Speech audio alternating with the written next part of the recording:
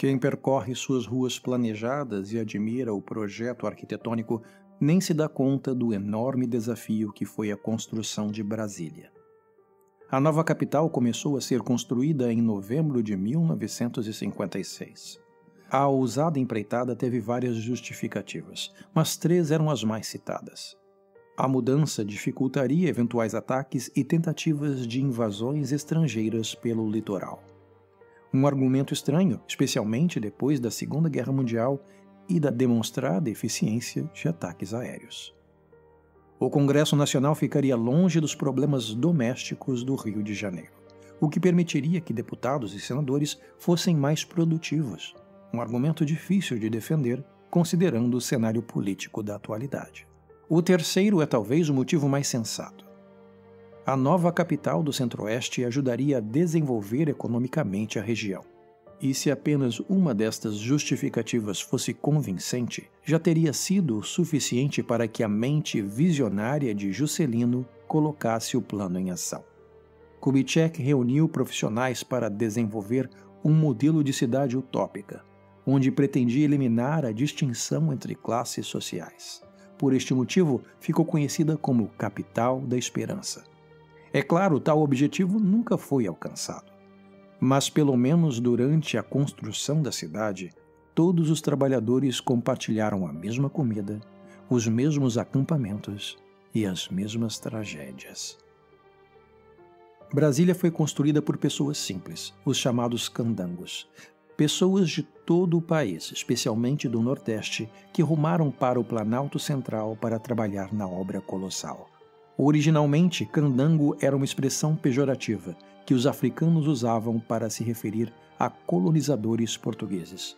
Com o tempo, passou a ser também o termo comum para os trabalhadores itinerantes pobres que o Brasil produzia em grande quantidade. No canteiro de obras de Brasília, os candangos eram imigrantes de vários estados, principalmente da região Nordeste, que sofria com a seca de 1958.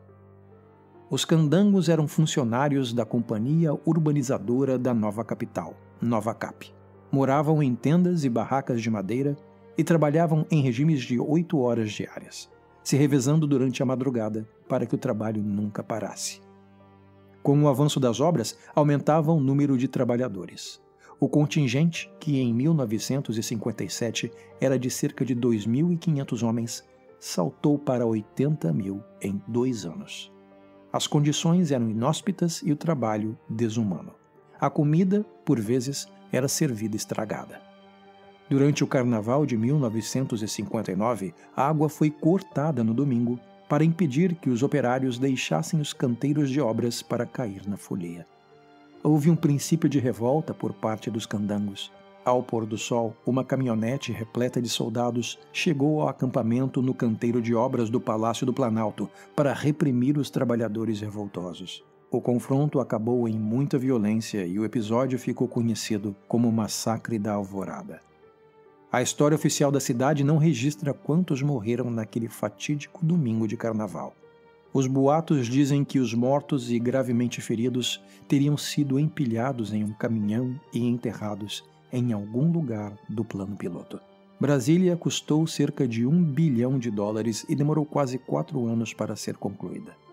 O alto preço e a opinião pública pressionaram o governo a terminar a obra o quanto antes. Com a pressa, aumentou também o risco à vida dos candangos. Muitos acidentes de trabalho marcaram a construção da cidade. As obras aonde ocorreram mais mortes foram as da esplanada dos ministérios. Chegavam a ser registrados 2 ou 3 acidentes por dia em cada edifício.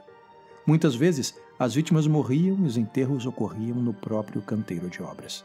Em um dos casos, um operário se desequilibrou e caiu dentro da coluna de concreto que estava sendo preenchida. O mestre de obras não tinha autoridade para mandar abrir a coluna, e a concretagem prosseguiu.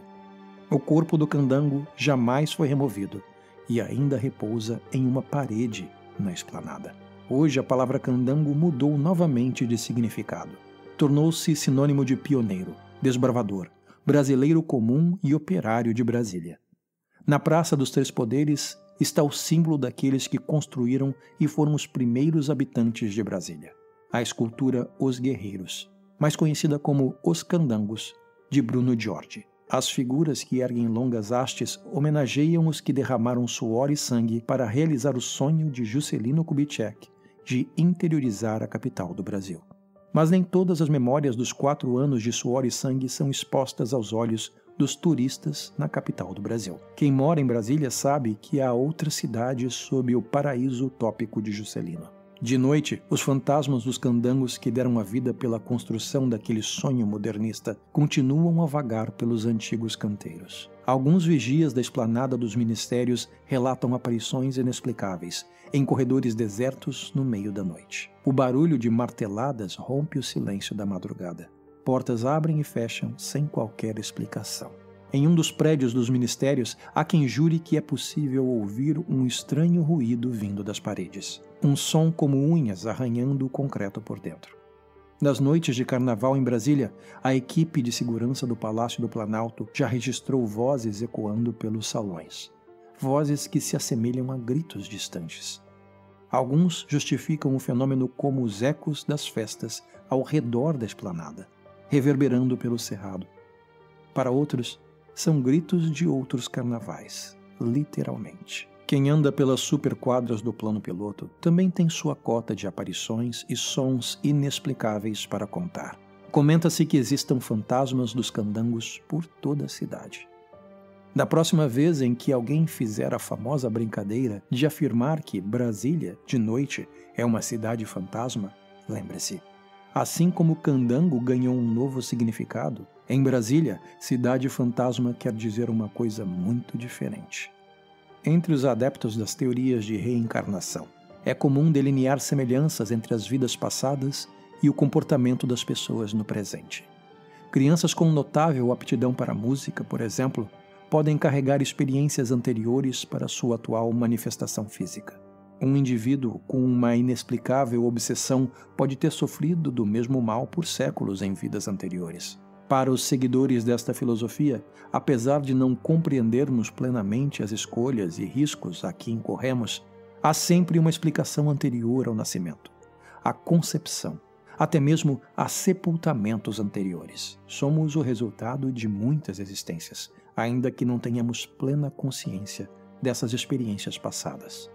Para os estudiosos, há razão para crer que, por exemplo, o ex-presidente Juscelino Kubitschek seja a reencarnação do faraó egípcio Akhenaton. Ambos eram conhecidos pelo carisma, pelo fascínio por obras, por assim dizer, faraônicas, e pelo rastro de morte deixado em seu nome.